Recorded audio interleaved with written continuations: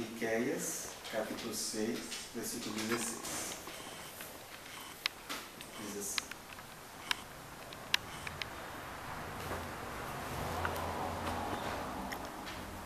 porque observastes os estatutos de Omri e todas as obras da casa de Acabe, e andaste nos conselhos deles. Por isso eu farei de ti uma desolação, e dos habitantes da tua cidade um alvo de vaias. Assim trarei sobre vós o opróbrio dos povos. E capítulo 7, versículo 5.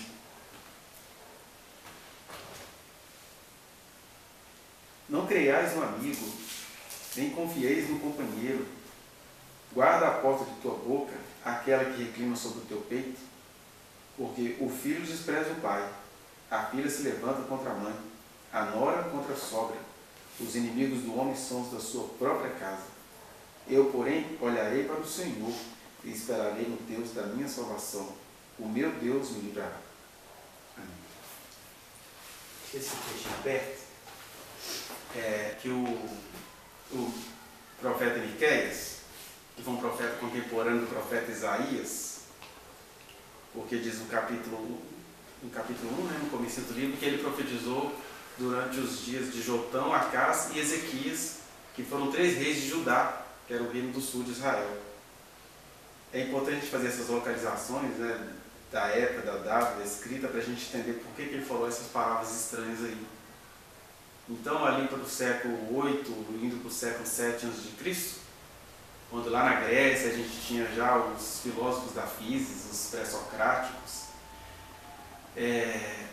o conhecimento humano estava borbulhando lá no mundo ocidental. O povo de Deus, chamado povo de Deus, que historicamente foi chamado para levar a mensagem do único Deus, né? Não é de um Deus, do único Deus, para toda a humanidade. Eles já vinham em crises, né? Desde sempre, para falar a verdade, desde sempre parece que para sempre. Como nós atravessamos isso no nível pessoal, esse povo apresenta isso no nível histórico e meio que eterno. Um povo que recebe a iluminação de Deus acaba se vendo em constantes crises, e aí Deus manda uma leva de profetas, começando lá com Elias e Eliseu, e aí continua com os profetas escritores, chamados dos maiores, né? Isaías, Jeremias e Ezequiel, e depois os profetas menores, no sentido de que eles tiveram uma voz profética específica, meio que um cabo da ciolo que está aí se imitando com a política, mas ele é um profetinha. A gente pode rir dele, pode achar ele meio paranoico, pode achar ele tudo. Vocês viram o cabo da ciolo aí nos debates? Eu já vi o cabo da ciolo antes do debate. Então ele é um homem bom, é um homem de bem, é um homem que fica ali no Congresso intercedendo. Ele ganhou as eleições, e ele fala isso desde sempre. Eu ganhei as eleições porque eu vim aqui interceder por esta casa, não preocupado em ser eleito. Ele vive sendo eleito, mas ele talvez não vá ser eleito para presidente. Se já arrancar um voto de um determinado candidato, ele já fez o papel dele. Foi profeta nesse sentido. Mas, tirando ele daquela pateticidade dos debates, ele é um homem bom. Um cara que fica lá rodando o Congresso Nacional, intercedendo, pedindo. No dia que o Eduardo Cunha estava fazendo a palhaçada lá contra a Dilma, ele profetizou contra o profeta, contra o Eduardo Cunha, que era um crente mais incrédulo que você possa existir na face do Brasil, para não falar na face da terra. E aí tinha muitos profetas assim, tipo o cabo da ciolo, homens de bem, homens que intercediam, mas pessoas meio sem noção. Talvez por isso que o que ficou deles na Bíblia é bem pouquinho. E você pode até pensar assim, humanamente falando, de tudo que a gente conhece de seres humanos, às vezes foram profetas que disseram alguma coisa, mas às vezes até desbandeiraram depois. A gente não sabe nada deles nem de antes nem depois. Porque a gente pega a Bíblia toda formatada e fica adorando os santos profetas, né? O Evangelho passou pelos profetas, mas eles são seres humanos como a gente. Então você tem dos escritores os destaques como Isaías, Jeremias e Ezequiel.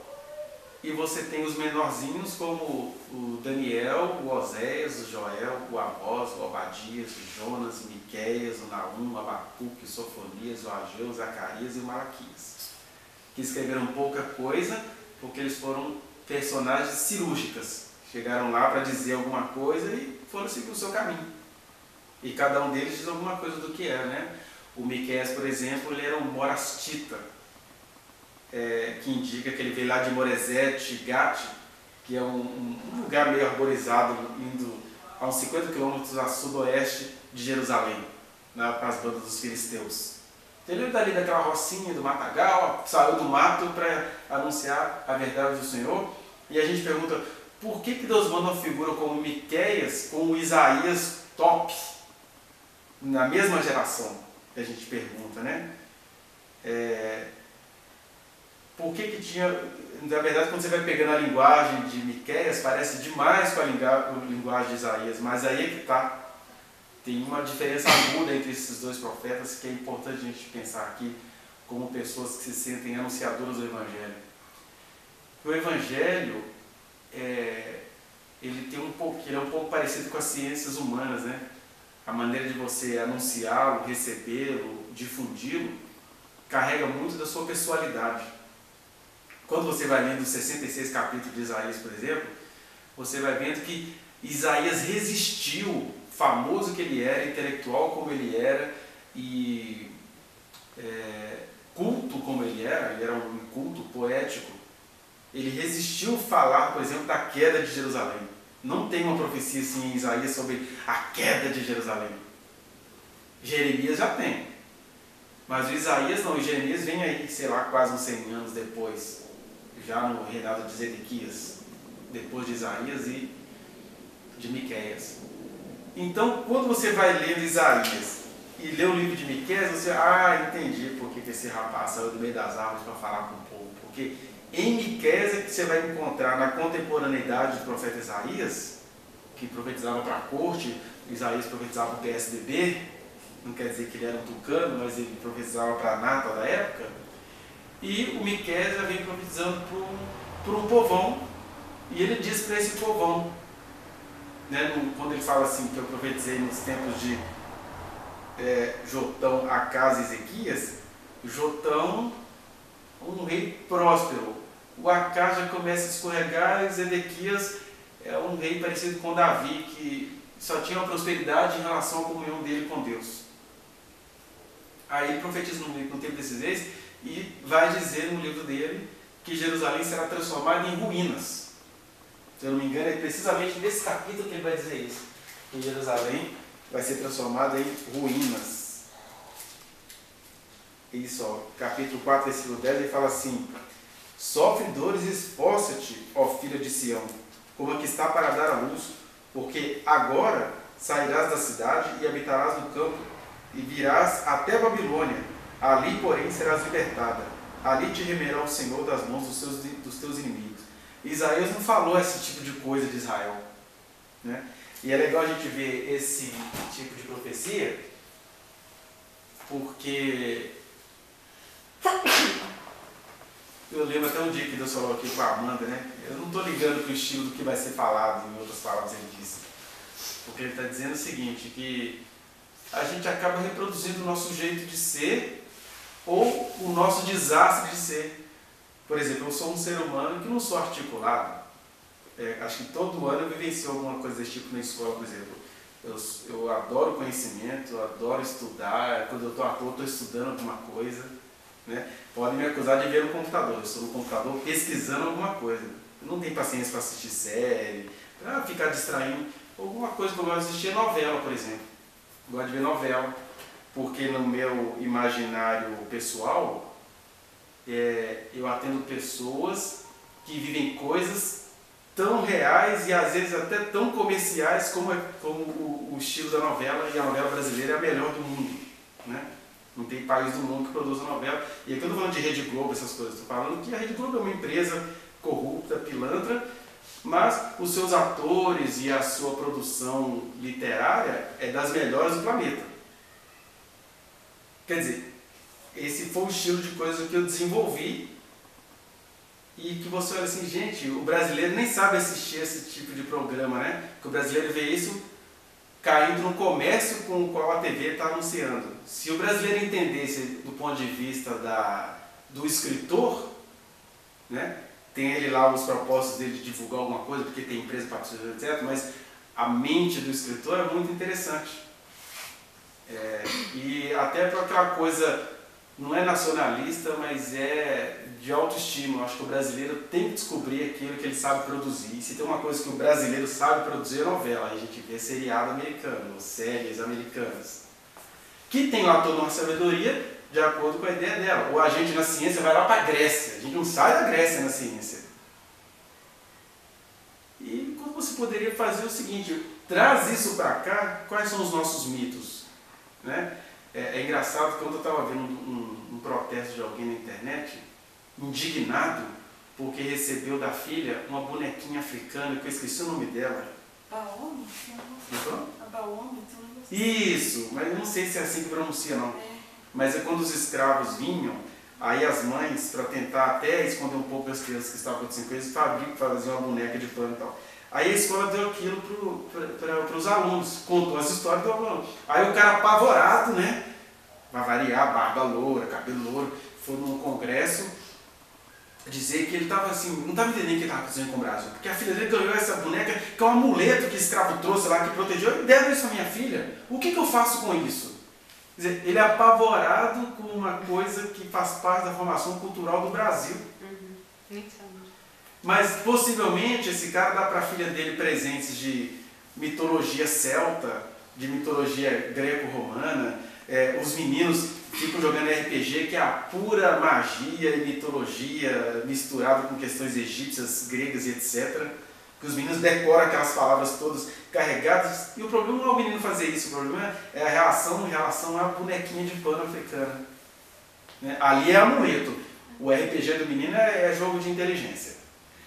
Né? Não. Aí eu estava dizendo, por isso que na minha correria da vida, às vezes eu me dou ao luxo de assistir essa produção brasileira. Por que eu disse isso? Porque a gente acaba levando o nosso estilo pessoal para a maneira que a gente tem de anunciar o Evangelho. Né? E faço isso com muita tranquilidade porque eu atendo pessoas que são brasileiras, que vivem aqueles dramas, que poderiam, numa obrazinha comercialzinha dessa, apreender alguma coisa para si, né?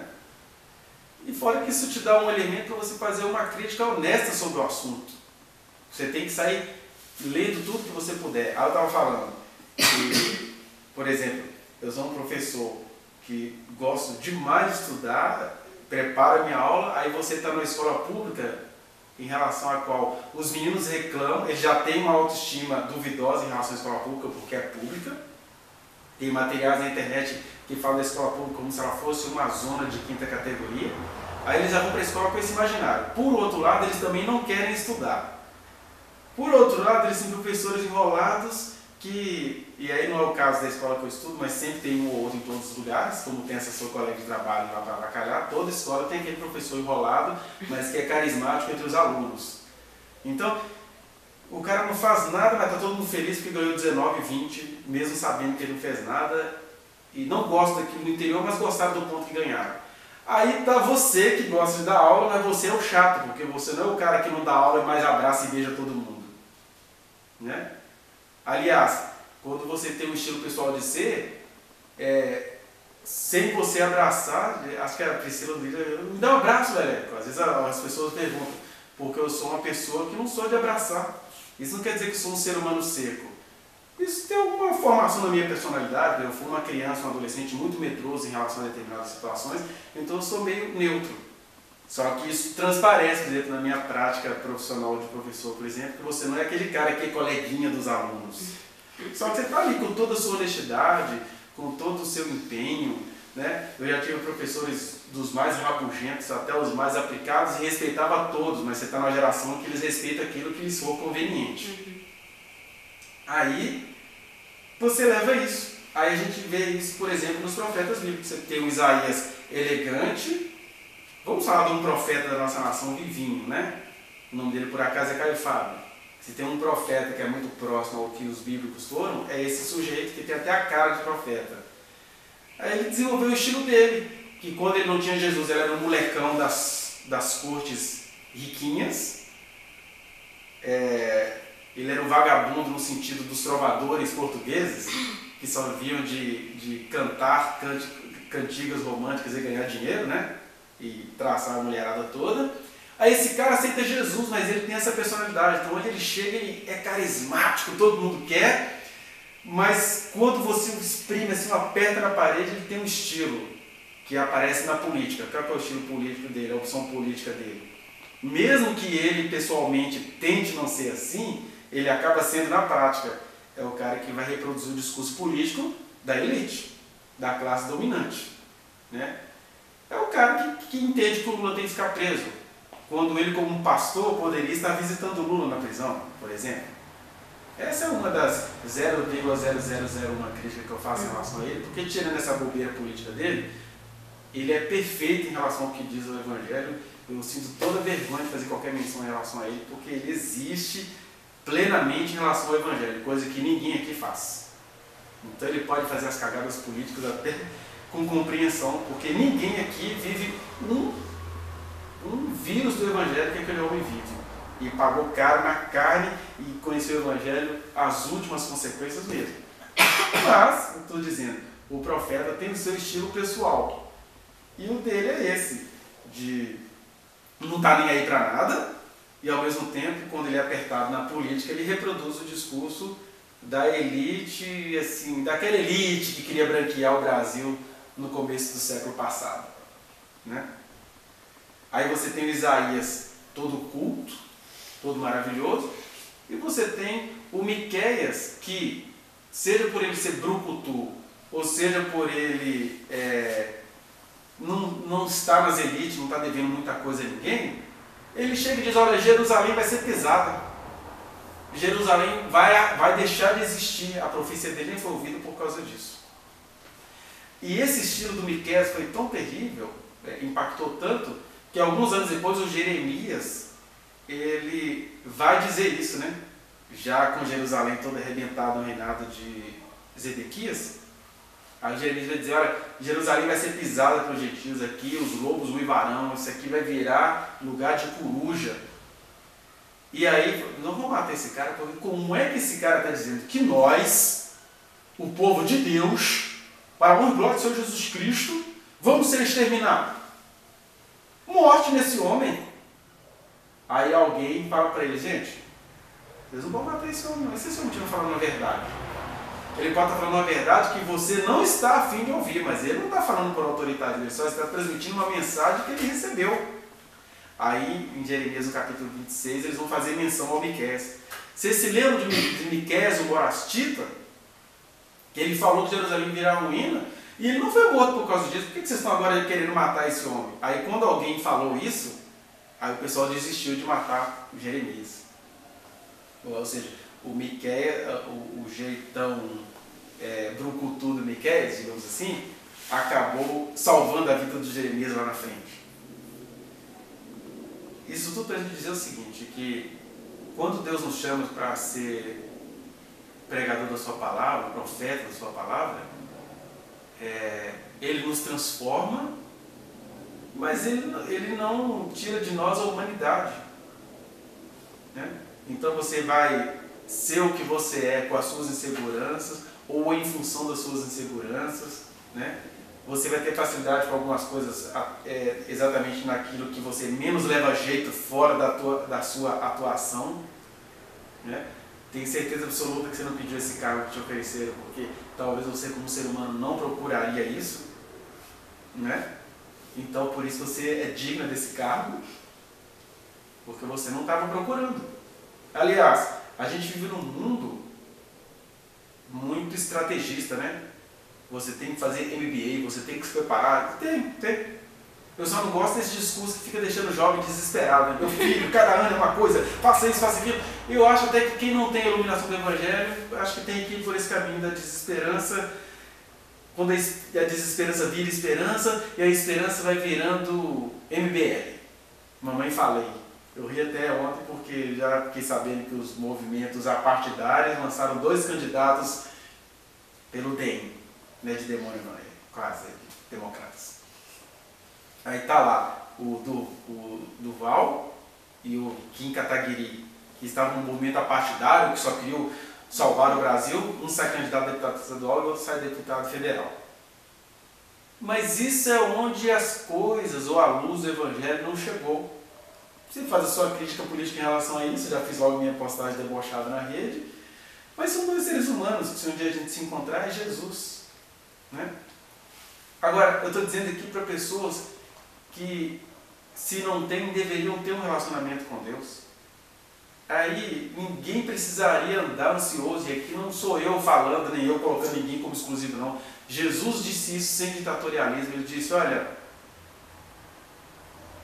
quem tem sede vem a mim e beba.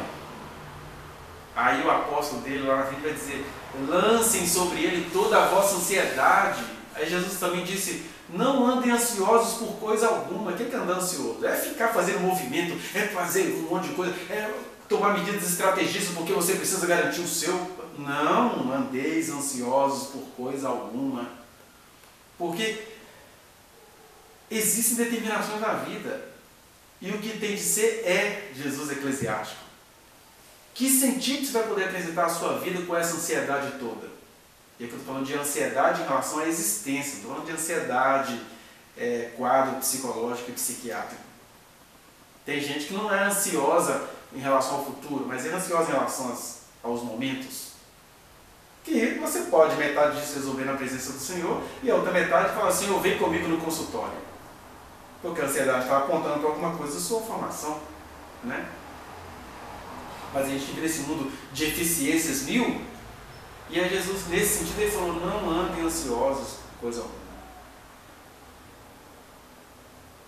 Pelo contrário, qual que é a alternativa para a ansiedade? Está ansioso? Entra no seu quarto, fecha a porta, fale em secreto com seu pai, e seu pai que vem em secreto te recompensará. Né? Qual que é a receita para a ansiedade? Olha as aves do céu, não semeiam, não colhem, não ajuntam, não são ansiosas. Contudo, eu digo a vocês que Deus lhes fornece alimento. E aí a gente que tem a mente ansiosa, que vai ficar agora esperando cair do céu?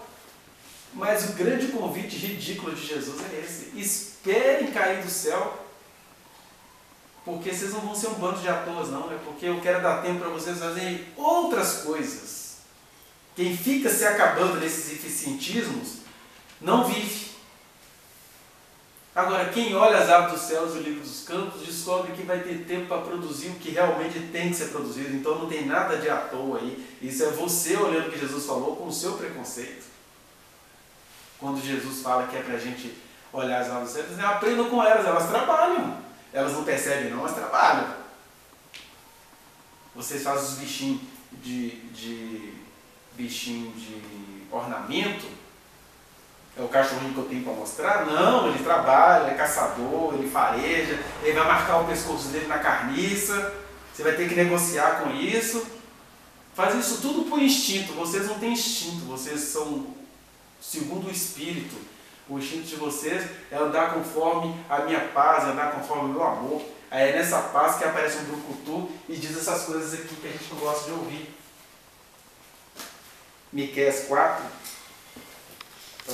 Miqueias 6, ele diz de novo, né, que Jerusalém vai ser destruída. E no versículo 16 ele fala, por que Jerusalém vai ser destruída? Porque observaste os estatutos de Onri e todas as obras da casa de Acabe e andaste nos conselhos dele. Por isso farei de ti uma desolação e dos habitantes da tua cidade um alvo de vaias. Assim trareis o opróbrio. Se tem uma coisa que Deus abomina, existem duas maneiras de a gente se colocar uns contra os outros. A primeira é a clássica que todos nós conhecemos. É aquele cara que assim... Estava lembrando de duas gêmeas conversando comigo e dizendo que elas nunca tinham entendido isso, que a família juntava no final de semana, a mãe saía para trabalhar e deixava ela aos cuidados de uma tia. Aí a tia era um lugar muito cheio de gente, né? Aí a tia, eram gêmeas. E a tia falava assim que elas pareciam duas macaquinhas, então ela ia colocar as macaquinhas para brigar. Aí juntava a família e uma fofocava coisas sobre a outra, trocavam fofocas uma em relação à outra. E aí elas faziam as duas brigarem, ficava a família inteira vendo as duas brigando. E elas não entendiam por que elas estavam brigando uma com a outra. Virava um show em família, enquanto a mãe estava trabalhando. São pessoas contra o aborto, sabe? Eles conseguem fazer isso com 2 crianças inocentes. Aí, que são coisas que os seres humanos não julgam, mas eu julgo. Eu tenho certeza absoluta, Deus não julga uma mulher que nos desespera entendeu que precisa abortar. Mas esse tipo de coisa Deus julga. Como é que eu sei disso? Lendo textos como esse que a gente acabou de ler. Que estava falando, a primeira maneira é a gente fazer isso, 2 crianças brigarem por a gente achar que elas eram macaquinhas. Né? Num tom racista mesmo, eram 2 crianças negrinhas. E a segunda maneira é quando você gosta do que o outro faz, mesmo sabendo que aquilo é contra a humanidade. Quando Deus fala aí, através do profeta Miqueias, que Jerusalém viu o que Onri e Acabe fizeram e seguiu o conselho deles, ele está se referindo ao reino do norte, que teve uma prosperidade imensa no reinado de Onri, que foi o rei que reinou depois do Jeroboão, né? Em cima daquela historinha que todo mundo já conhece, que o Salomão morreu, aí o Jeroboão assumiu, e aí o Jeroboão, como Israel foi dividido, ficou Judá ao sul e Israel ao norte, o Jeroboão falou assim, que os meus sacerdotes vão descer para Jerusalém para cultuar o templo? Não, eu vou fazer o meu próprio culto aqui. E o que o Jeroboão fez agradou a população, porque eles fizeram um sacerdócio, um novo templo em Samaria. Isso é reproduzido lá na conversa de Jesus com a mulher samaritana. Ele fala, não, vocês falam que é para ir no templo, mas nosso pai Jacó falou que é no monte. Ou seja, não desçam para Jerusalém. Criou essa divisão histórica. Politicamente falando, o Jeroboão não tinha saída, ele tinha que fazer um culto lá, porque não dá para ficar indo no país dos outros adorar o Deus de Israel. Né? Eram povos irmãos, mas eram países diferentes, Israel ao norte e Judá ao sul.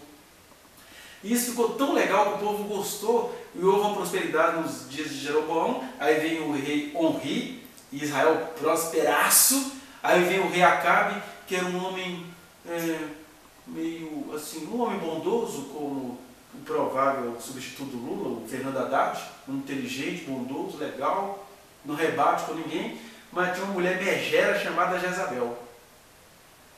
E aí o Acabe era um homem bom, mas a Jezabel era igual a essas megeras de novela, que o que ela fazia que valia.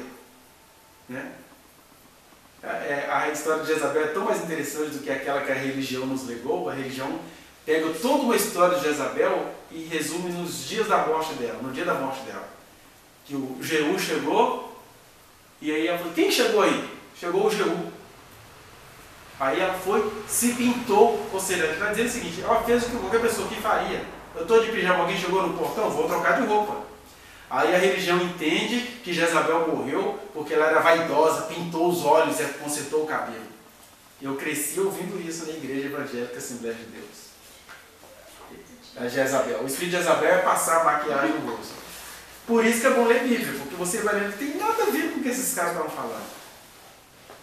O espírito de Jezabel é isso, é aproveitar de um homem bom, como o Acabe, que era um homem bom. Porque Deus elogiava o Acabe, o profeta Elias, não, deixa o Acabe aí. Ele é legal, eu gosto dele, é prudente. Agora, a mulher dele, eu até tolero ela por causa dele. Tem muita gente assim na vida, né? Se casa com capeta e aí Deus suporta a opção que você fez e tal. Aí, apesar da Jezabel ser essa megera, o reinado de Acabe foi próspero. Aí, o que o profeta está dizendo? Judá olhou para aquilo, olha, esses caras fizeram as estratégias, deu certo.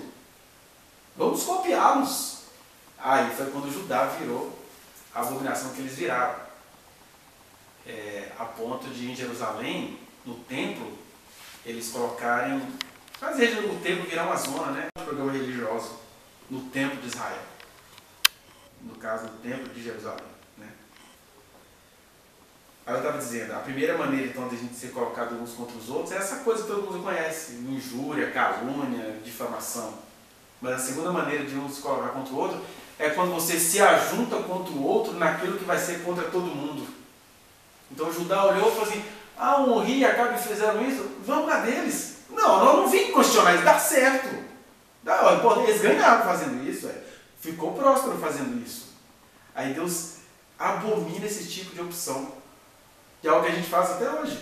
Qual é o grande desejo dos cristãos no Brasil, para não falar só de evangélicos? O que cristão no Brasil quer? O que é que cristão no Brasil está adorando e está gostando? Num governo Trump, que não tem nada de social, não tem nada de amoroso, só tem de estratégia empresarial. Mas as pessoas cristãs falam, eu gosto desse cara. O que aconteceu lá está acontecendo no Brasil. Né? Que o cara parecido com o Trump aqui vai ganhar. A gente ri, mas possivelmente será. E aí o Brasil acaba entrando nessa profecia. Vocês gostaram daquilo lá? Eu não gostei nem daquilo, nem disso aqui. Por isso, vocês serão alvo de vaias. É o profeta dizendo para aquele povo. E Deus dizendo para algumas individualidades. Por que você está cobiçando o que não é para você? Por que a gente tem que entender o erro do outro? Ele fez o erro dentro daquilo que ele recebeu. É você que recebeu a iluminação para não fazer esse erro. Por que você está achando bonito imitar o erro? Por que você vem com esses discursos que eu acho horroroso, né? Outro dia mandaram para a gente pelo WhatsApp 2 vídeos para a gente comparar a situação do Brasil. O primeiro vídeo era um casal gay que não queria assistir aula. Isso acontece com um casal gay, com hétero, com mutante, com qualquer coisa. Aí estavam sentados no colo do outro, aí a diretora toda fraquinha, queria que um saísse do colo do outro. Não, que isso é homofobia, que eu não vou sair daqui, papapá. Aí nós estamos falando de uma situação numa escola inteira. Ou seja, o vídeo já está dizendo que a escola inteira não é assim e que aquilo ali podia ser prontamente resolvido via justiça, conselho tutelar, o que fosse. Mas, como a diretora e o cara que compartilhou o vídeo quer que aquilo seja uma imposição, aí ela não fez nada para poder dizer, olha, estamos perdidos, os gays estão mandando na nossa escola, aquilo ali se resolve e ganha o processo. Querendo a ver com gay. Eu estou numa sala cheia de aluno, quer sentar no colo do outro, vai sair da sala. Chama a polícia, eu até falo, chama a polícia, o presidente, o governador, mas na minha aula assim você não vai ficar não. Vou preso. Porque a escola inteira não faz isso, é uma situação tópica. Aí junto vem um outro vídeo, com a escola militarizada. Pá, bandeira, não sei o que, tem as chatices de colégio militar, que eu não sei porque as pessoas acham bonito. Porque educação deveria andar de mãos dadas com a liberdade. Aí tem a turma que acha que a educação com liberdade é você só aprender quando você quiser, e tem a turma que acha que a educação é só se for cacetada e dar aula com cacetete na mão. 2 coisas enganosas. Aí fizeram isso para desejar o militarismo nas escolas. Aí quando esse tipo de coisa vai tomando conta das mentes, aí Deus está falando, por que você desejou isso? Educação militar é para ser dada no exército, educação militar é para ser dada na polícia militar, educação militar é para ser dada lá na guarda municipal. Agora, numa escola pública, aprender deveria ser um prazer e quem quer implicar com a liberdade que tem de aprender, que seja contemplado e devidamente punido. Não é punir todo mundo porque tem um casal que queria ficar sentado no colo do outro. Né? Não é acabar com a educação porque um livro em mais de 3.000 escolas no país foi encontrado na biblioteca de uma escola. Essas mentalidades, né, de Jezabéis. Eu pego um problema e transformo ele no centro do universo. O que vai definir as eleições do Brasil? Aborto? Sexualidade? Legalização das drogas? É isso que vai definir as eleições do Brasil. Corrupção não define, tanto é que o candidato do helicóptero vai ser candidato a deputado federal. Mentira descarada não define, não vindo mentiras descaradas nos debates aí. E é isso que Deus chama de cobiçar o pecado de Onri e de Acabe, que é gente eficiente, porque tem uma eficiência política, que Deus fala assim, vocês não deviam gostar disso. Eu não estou olhando para a eficiência política. No caso de Israel, que está falando de questões espirituais. Né?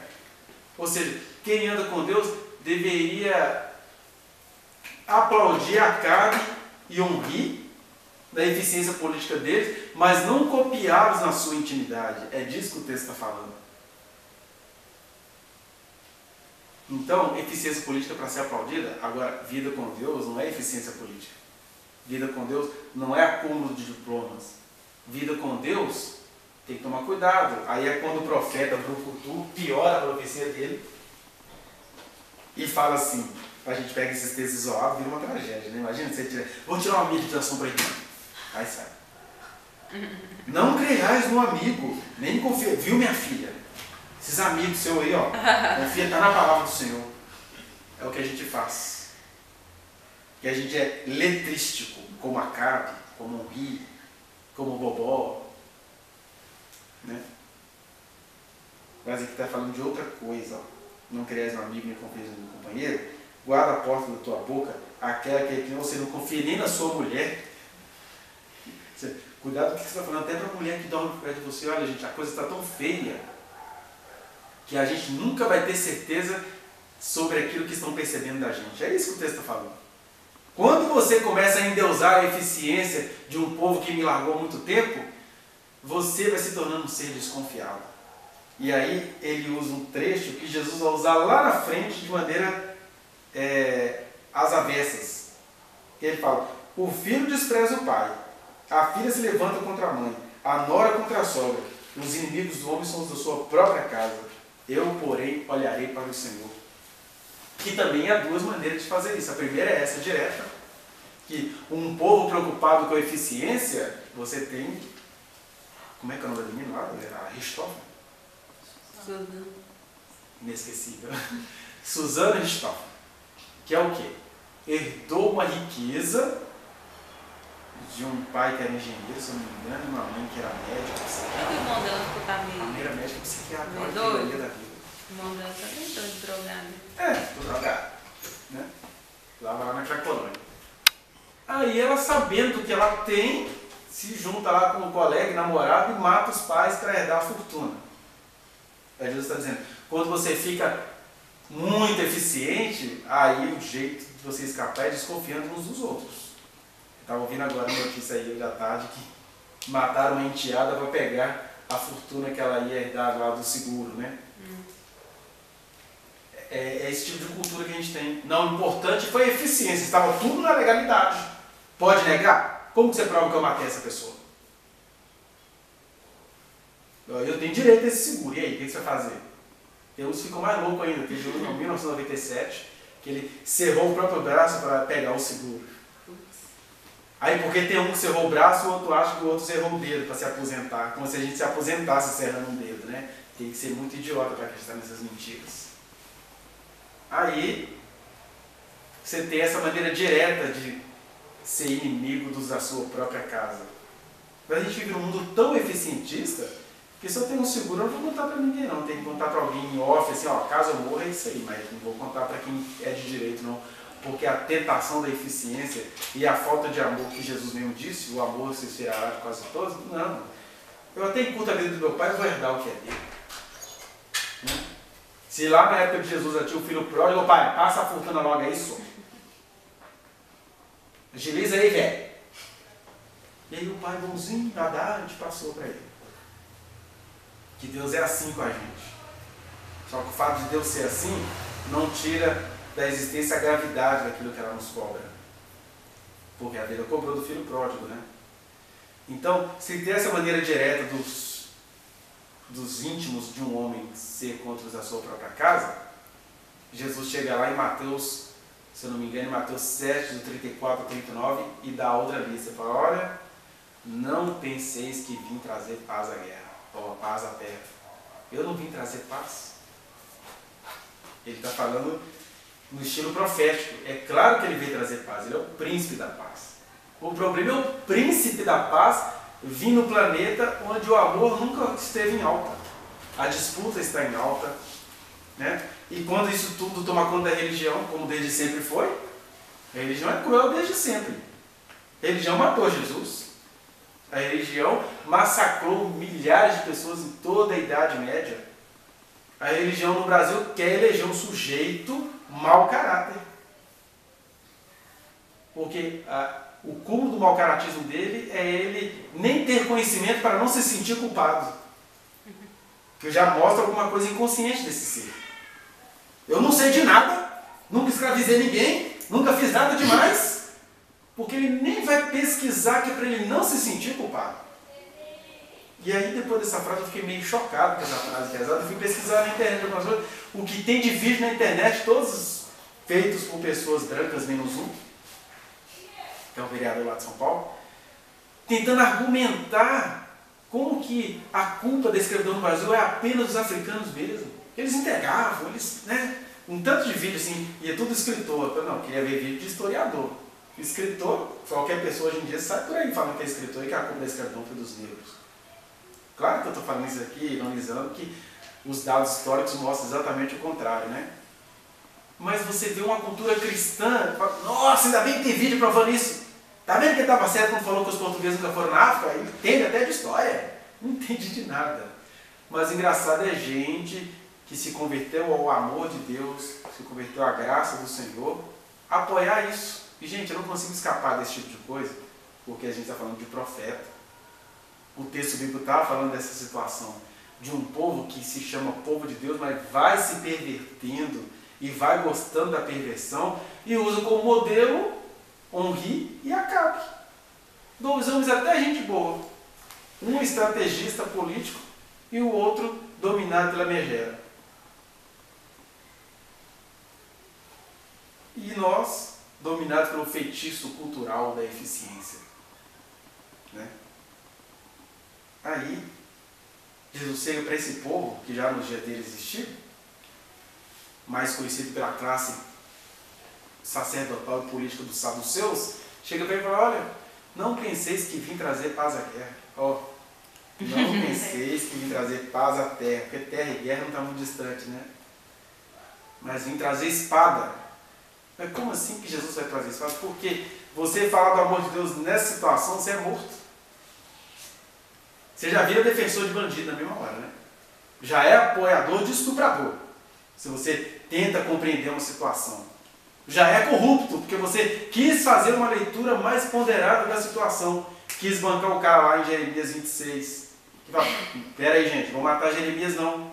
O Miqueias falou isso que ele está falando aqui, o Miqueias não foi morto. Vamos pensar aqui, pera aí. Lá eles ponderaram, a gente no Brasil não pondera. Por isso Jesus falou, eu não vim trazer paz, eu vim trazer espada, porque na hora que vocês falarem do meu amor, vocês serão perseguidos até pelos da sua própria casa. Não é nem falar do meu amor, é viver o meu amor. Quem tem o caráter do meu amor vai ser tido como marginal por essa cultura. Vai ser tido como apoiador de cheirador nessa cultura. Vai ser tido como apoiador de maconheiro. É assim que os pronunciamentos são feitos. Que bando de maconheiro lá! Que é triste, né? Eu vivo isso na minha pele. Em 2000 eu perdi o emprego, eu nunca fumei nada, nunca cheirei nada, nunca fiz nada de errado. Estava lá no movimento que favoreceu a classe de professores e eu perdi meu emprego. Meus meninos tudo nasceram na época. E eu padeci na carne porque eu lutei por aquilo que era importante para todo mundo. Aí você tem que ser chamado de cheirador, maconheiro, sei lá o quê. Você nem é isso. Jesus é chamado de embusteiro, endemoniado, cachaceiro, amigo de putinha. Morto, pelado, né? Que aquele lencinho lá a gente põe para moral suportar. Jesus foi morto com a birolinha de fora.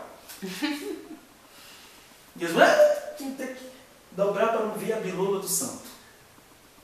Porque, como ele era visto como um bandido, né? E bandido bom e bandido morto, mostra tudo, safado. Aí depois está todo mundo distante, a gente entende que ele não era aquilo. Mas talvez um extrema-direita fala, quem sabe se ele não era mesmo? Porque se morreu na cruz, alguma coisa fez por onde. Por isso que ele falou, olha, não penseis que vim trazer paz à terra, vim trazer espada. Porque eu vim trazer conflito entre o pai e a sua mãe, entre a nora e a sua sogra, entre o filho e o seu pai, de maneira que a coisa vai ficar tão dividida que dois estarão no campo. Um vai entender e o outro vai ficar boiando. Dois estarão numa cama, um será tomado e o outro vai ficar bocoiando. E assim a coisa vai ficar tão feia que os inimigos do homem serão da sua própria casa. Haverá pais que se levantarão contra os próprios filhos e os matarão. Essa mensagem de Jesus ela é tão grave que eu já tive chance na vida de trabalhar com levas de adolescente, né? E o adolescente ele era sempre testado nisso, né? Parecia que eu era um causador de rebelião nas famílias. Porque enquanto o adolescente estava lá servindo a Jesus, ele era perseguido. Você ouvir de pai e mãe, eu prefiro a minha filha numa zona do que aqui nesses estudos bíblicos. Um cara crente velho de igreja te dizer isso. O outro, prefiro meu filho na cocaína do que meu filho aprender essas coisas aqui. As coisas que ele está aprendendo é mais ou menos isso aqui que eu estou falando com vocês. Não muda muita coisa, não. Você tem uma mensagem muito perigosa. Mas é interessante que quando esses meninos sucumbiram à pressão paterna e largaram o evangelho, umas viraram prostitutas mesmo, até hoje no certo, dando trabalho com a sua profissão escolhida pelo desejo dos pais. Outro virou drogadito mesmo. Mas como estão em paz com suas famílias? Ai, que amor!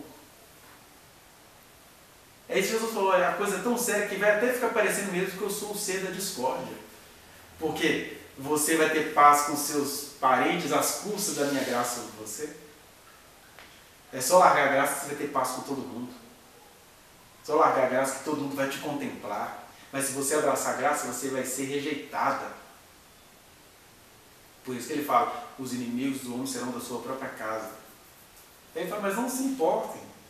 Vão como ovelhas para o meio de lobos, vão sem medo.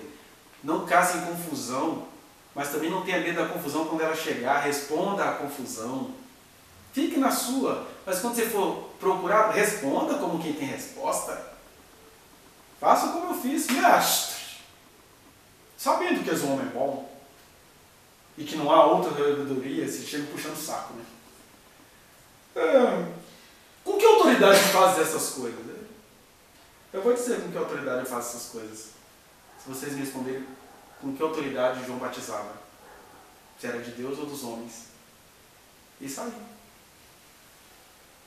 Aí, o que ficou no texto bíblico foi a parte do conflito secreto. Mas o que apareceu lá, safado, não teve nem o que responder, tá vendo? Tomou Jesus. E aí, Jesus está apanhando até agora aí do sacerdote? Já acabou, Jesus? Acabou, Jéssico? Na hora que eu falava é isso, mas o texto bíblico vai nos contar outra versão, que é a versão em off, né?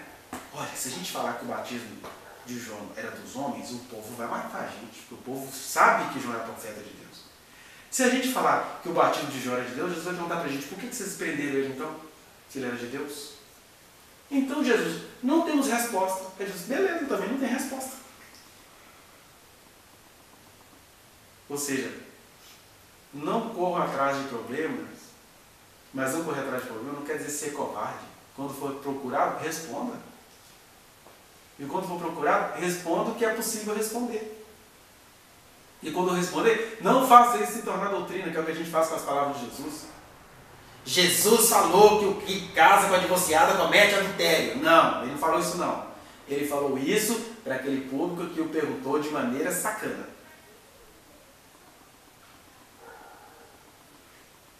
Para não falar de muitas outras coisas que a gente pega, né? Jesus falou que quando for ao altar levar a tua oferta, Jesus estava falando para um público que levava a oferta para o altar. Por isso que o Evangelho é Espírito, não é livro de legislação. Deixa eu ver em qual versículo que está isso aqui para mim. As palavras que ele nos fala são Espírito. Eu vou pegar a situação, mas vou entender que eu não estou mais numa sociedade onde eu levo oferenda. Eu não estou mais numa sociedade onde a mulher é repudiada, ela tem direitos tanto quanto o homem.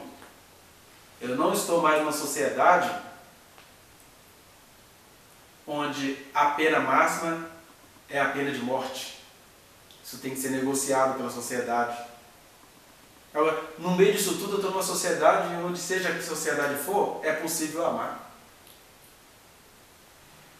Então eu achei legal porque Jesus pega esse trecho de Miqueias e faz uma alusão a ele, às avessas. Porque o Miqueias está dizendo aqui no sentido direto, olha, não confie em ninguém, Jerusalém está tão pervertida que tem pai aí querendo vender filha para o programa. Confia nesse pai não, esse conselho dele aí, ele está querendo te enredar.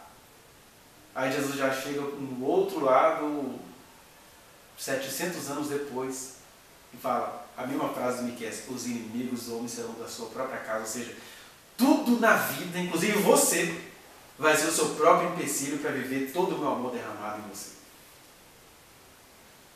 Você vai se tornar malzinho só para não viver o amor ao qual eu te expus. Deus é amor, mas outro dia, só para encerrar aqui, eu estava ouvindo um amigo meu, estava numa conversa com um pastor famosíssimo aqui de Belo Horizonte, que tem uma igreja dele lá no Dona Clara, o dono da igreja do Dona Clara. Investiguem se vocês quiserem, não vou falar o nome dele mesmo. Aí ele estava numa conversa com um outro pastor com quem ele teve um problema no passado. Numa loja de veículos, e os dois conversando e meu colega no meio. E ele falou com o fulano assim, você está achando que eu te perdoei? Eu não te perdoei não, rapaz. Aí eu falo assim, mas pastor, você é o pastor, o pica das galáxias de BH, falando isso. Eu estou falando mesmo, sabe por quê? Quem perdoa é Deus, eu não perdoo não. Deus perdoa, eu não perdoo não. Esse é o dono lá da igreja, lá do Dona Cara. Quem perdoa é Deus, eu não perdoo não. É quando o cara pega a graça para se tornar uma desgraça, né? Vai morrer em glórias e em homenagens. Mas um cara que diz com toda a convicção que quem perdoa é Jesus, que ele não perdoa. E ele falou assim, aí eu achei que o cara estava brincando, né? Aí eu fui fuçar, não, aí o pastor já mal conversa, não, ele estava falando sério. Falou que tem o poder de arruinar minha vida, porque ele não perdoa. Aí vai, agora eu entendi porque ele está secando, todo seco, calma, toda amargurada, rico, eficiente, a primeira ou a segunda maior igreja de Belo Horizonte. Bênção e maldição, maldito. É isso que Jesus falou. A gente tem que tomar cuidado para que a gente não seja a nossa própria ruína. Porque Deus não vai mandar ninguém para o inferno, mas a gente se dá o trabalho de construir o nosso caminho para o inferno. E aí não adianta bancar o crianção cósmico diante de Deus, não.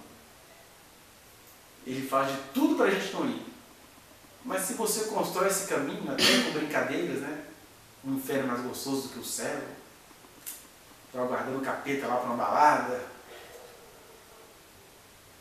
que o céu parece um parque ecológico cheio de pulga de febre aftosa, com um monte de gente branca assim, retardada.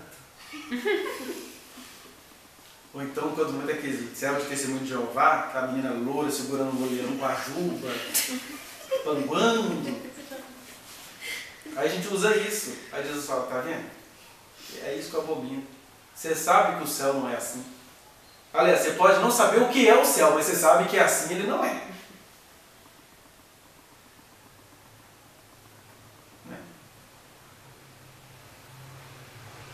Então, que o Senhor nos abençoe e que a gente possa não ser o nosso próprio inimigo. Que a gente seja amigo. E às vezes, para a gente ser amigo, a gente tem que suportar a fama de parecer inimigo. Ah, o homem da encrenca lá. Tudo desse cara é contestar. Deus fala, eu te conheço. Não importa com isso não. Talvez você não tenha a elegância do Isaías. Não tem problema. Para isso mesmo eu te chamei, para falar que Israel vai ser uma ruína. E também te dei competência humana ou força espiritual para pagar o preço disso. E aí cada um pode ser um Miqueias na vida sem pagar mico. Né? Tem gente que para não ser Miqueias ele é um miquinho, né? O aparecido, o profeta das nações. Não, falando de gente que é isso. Você não pediu nada disso, a bênção te visitou, agora você já está saindo como a criminosa da história. Já vão fazer uma penguinha para você. Né? Mas você serve ao Deus de Miqueias, que é o seu mesmo Deus. E a gente tem que se apropriar disso. Se tem uma posse de terra que a gente tem que se apossar, é essa. Que Deus liberou sua palavra para nós. Vai ficar com esses... a palavra está liberada, não é essas bobeirinhas. É vivenciar. É vivenciar na prática isso. Cara, eu fui chamado para a paz, estou em paz. Não estou marejado. Estou na paz de Cristo mesmo. Tem umas aflições tópicas, temporárias. Mas eu sirvo ao Deus de Miqueias. Que me manda tomar cuidado para não ser o traíra da história. Porque pior do que ter entre os inimigos da sua própria casa é ter você mesmo como seu inimigo. Esse é o inimigo pior. E é disso que Deus está falando, quando, até em outros profetas ele fala, né, maldito o homem que confia no homem. Ele não está dizendo que a gente não possa ter solidariedade, parceria uns com os outros. Está dizendo o seguinte, é quando você troca, porque até para você confiar nos outros, isso é resultado de um relacionamento comigo. Que às vezes eu me assusto com os meus próprios filhos. Você diz, puxa, você está sendo o melhor que você pode ser. Mas por uma conveniência deles, você passa como autoritário. Né? Eu sou um cara, eu sou o pai frouxo. Aquele cara fica caladinho, tal, ver se todo mundo seguir seu caminho, contando com o senso que eles deveriam ter dado de você. Mas chega uma hora que você tem que falar assim, alguém tem que dar um grito aqui. Gente, vamos dormir? Aí você já vira Satanás de 7 chifres. Assim, puxa, aí Jesus fala, agora Jesus, puxa, há tanto tempo estou convosco, quantas coisas me acusais? É desse tipo de coisa que Jesus está falando, gente, eu fiz tudo pela humanidade, pois vão ser mortos porque disse que sou Deus. O ser humano é assim. E a parte chata de ser pai, né? Troca de Deus também. Não. E eu estou falando dela, mas na verdade o ser humano é assim. Você já teve esse momentinho de rebelião? Você acha que eu esqueci? Ainda bem que não foi comigo, foi com Deus, né? A pessoa assim, faz assim, Deus. Não era para falar isso, que a turma faz isso, que a gente é assim. O ser humano, ele tem um senso de propriedade que ele descobre nos momentos mais iconoclastas da vida dele. Que é especialmente na hora que Deus aparece.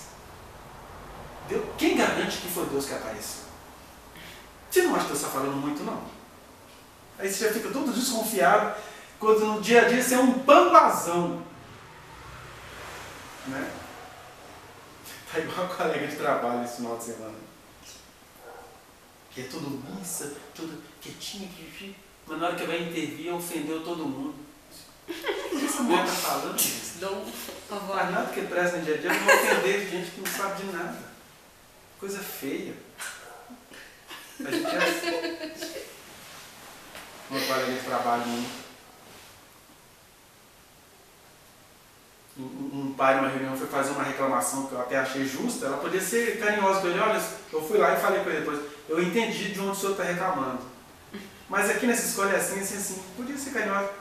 Eu estou ofendida com o que você falou, eu quero proteger os meus professores. Eu sou seu professor, não, sou professor do Estado.